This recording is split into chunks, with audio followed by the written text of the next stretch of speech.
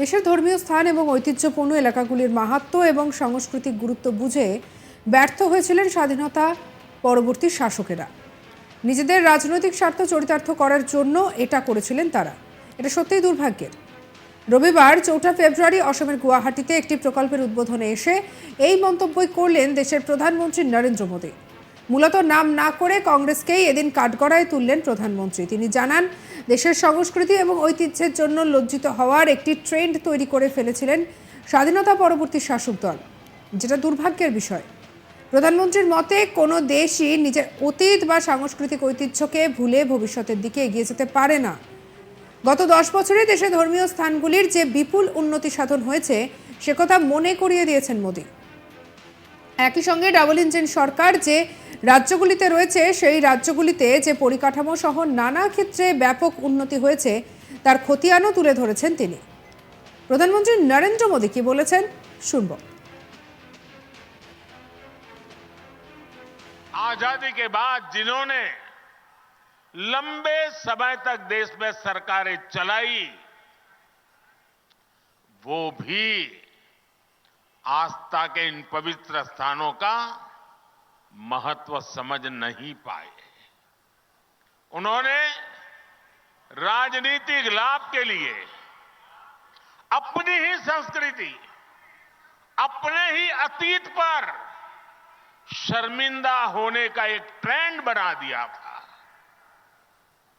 कोई भी देश अपने अतीत को ऐसे मिटाकर, ऐसे भुलाकर,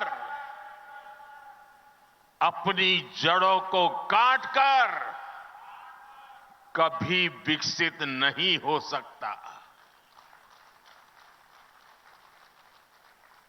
मुझे संतोष है कि बीते 10 वर्षों में अब भारत में स्थितियां बदल गई है। भाजपा की डबल इंजन सरकार ने विकास और विरासत को अपनी नीति का हिस्सा बनाया है। इसका परिणाम आज हम असम के अलग अलग कोनों में भी देख रहे हैं। असम में आस्था, अध्यात्म और इतिहास से जुड़े सभी स्थानों को आधुनिक सुविधाओं से जोड़ा जा रहा है। विरासत को संजोने के इस अभियान के साथ ही विकास का अभियान भी उतनी ही तेजी से चल रहा है। बीते 10 वर्षों को देखो तो हमने देश में रिकॉर्ड संख्या में कॉलेज बनाए हैं, यूनिवर्सिटीज बनाए हैं। पहले बड़े संस्थान सिर्फ बड़े शहरों में ही होते थे। हमने आईआईटी,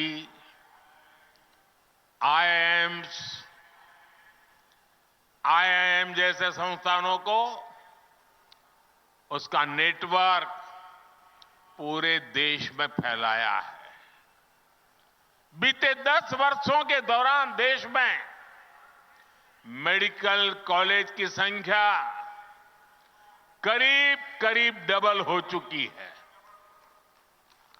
असम में भी भाजपा सरकार से पहले 6 मेडिकल कॉलेज थे, आज 12 मेडिकल कॉलेज है।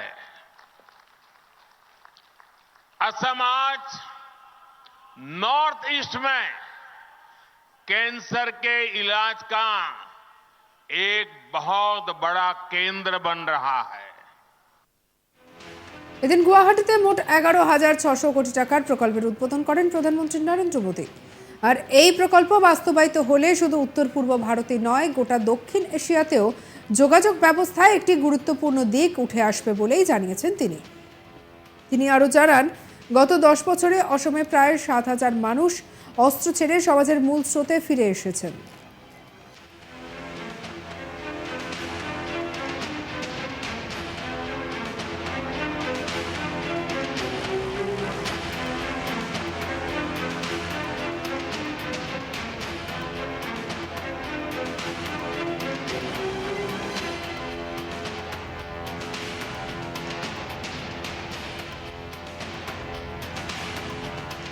দেশে ধর্মীয় স্থান এবং ঐতিহ্যপূর্ণ এলাকাগুলির মাহাত্ম্য এবং সাংস্কৃতিক গুরুত্ব বুঝতে ব্যর্থ হয়েছিলেন স্বাধীনতা পরবর্তী শাসকরা। নিজেদের রাজনৈতিক স্বার্থ চরিতার্থ করার জন্য এটা করেছিলেন তারা।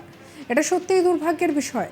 রবিবার 4 ফেব্রুয়ারি অসমের গুয়াহাটিতে একটি প্রকল্পের উদ্বোধনে এসে এই মন্তব্যই করলেন প্রধানমন্ত্রী নরেন্দ্র মোদী। কি বলেছেন শুনবো আরো একবার।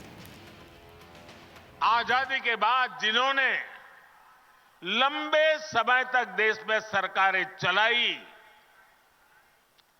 वो भी आस्था के इन पवित्र स्थानों का महत्व समझ नहीं पाए। उन्होंने राजनीतिक लाभ के लिए अपनी ही संस्कृति, अपने ही अतीत पर शर्मिंदा होने का एक ट्रेंड बना दिया था। कोई भी देश अपने अतीत को ऐसे मिटाकर, ऐसे भुलाकर, अपनी जड़ों को काटकर कभी विकसित नहीं हो सकता। मुझे संतोष है कि बीते 10 वर्षों में अब भारत में स्थितियां बदल गई है। भाजपा की डबल इंजन सरकार ने विकास और विरासत को अपनी नीति का हिस्सा बनाया है। इसका परिणाम आज हम असम के अलग अलग कोनों में भी देख रहे हैं। असम में आस्था, अध्यात्म और इतिहास से जुड़े सभी स्थानों को आधुनिक सुविधाओं से जोड़ा जा रहा है। विरासत को संजोने के इस अभियान के साथ ही विकास का अभियान भी उतनी ही तेजी से चल रहा है। बीते 10 वर्षों को देखो तो हमने देश में रिकॉर्ड संख्या में कॉलेज बनाए हैं, यूनिवर्सिटीज बनाए हैं। पहले बड़े संस्थान सिर्फ बड़े शहरों में ही होते थे। हमने आईआईटी,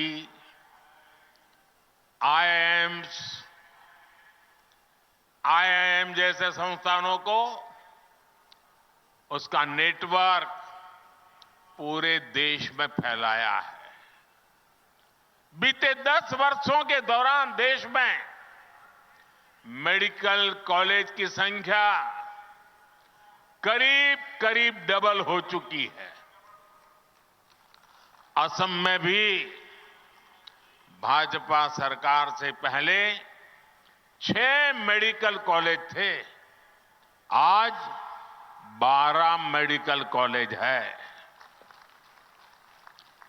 असम आज नॉर्थ ईस्ट में कैंसर के इलाज का एक बहुत बड़ा केंद्र बन रहा है। সঙ্গে রাখুন আজ তাক বাংলার ইউটিউব চ্যানেলকে। অন্যান্য খবরের জন্য সাবস্ক্রাইব করে নিন, লাইক করুন আর আমাদের হোয়াটসঅ্যাপে ফলো করতে ভুলবেন না।